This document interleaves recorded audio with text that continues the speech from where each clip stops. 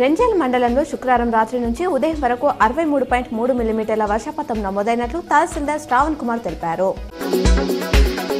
కామారెడ్డి జిల్లా కేంద్రంలో 9 ఇళ్లలో భారీ చోరీ జరిగింది. నిన్న అర్ధరాత్రి వివేకానంద కాలనీ, శ్రీరామ్ నగర్ కాలనీ, స్నేహపురి కాలనీలలో దొంగలు బీభత్సం సృష్టించారు. 9 ఇళ్లలో బంగారం, వెండి, నగదు అపహరించారు. బాధితుల ఫిర్యాదు వరకు కామారెడ్డి పట్టణ సీఐ చంద్రశేఖర్ కేసు నమోదు చేసుకుని దర్యాప్తు చేస్తున్నారు.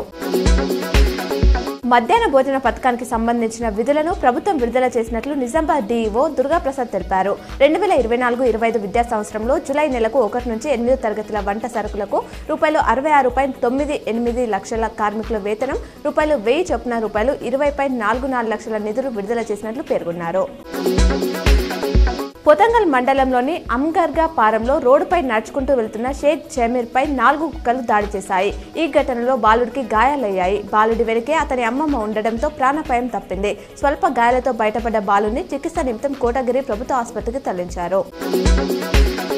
కొడుకును చంపిన తండ్రికి 10 ఏళ్ల జైలు శిక్ష, ₹2,000 జరిమానా విధిస్తూ నిజామాబాద్ జిల్లా జడ్జి సునీత శుక్రవారం తీర్పునిచ్చారు. నవీపేట్ మండలం మేఘన్పల్లికి చెందిన కిషన్ గతేడాది ₹9 లక్షలకు పొలం అమ్మాడు. డబ్బులు కావాలని కొడుకు శ్రీకాంత్ అడగడంతో వారి మధ్య గొడవ జరిగింది. హైదరాబాద్ లో హైడ్రా దూకుడు కొనసాగుతుంది. తాజాగా మాదాపూర్లో హీరో నాగార్జునకు చెందిన ఎన్ కన్వెన్షన్ సెంటర్ ను కూల్చివేస్తుంది. భారీ భద్రత మధ్య హైడ్రా బృందం ఈ పనులు చేపడుతుంది.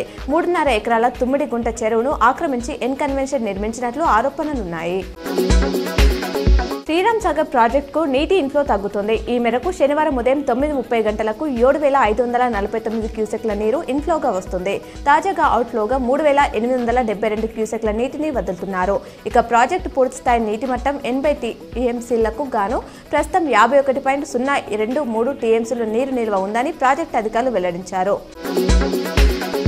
నగరంలోని హోటల్ వంశీ ఇంటర్నేషనల్లో వారాహి జ్యువెలర్ ఎగ్జిబిషన్ ను మేయర్ నీతి కిరణ్ ప్రారంభించారు.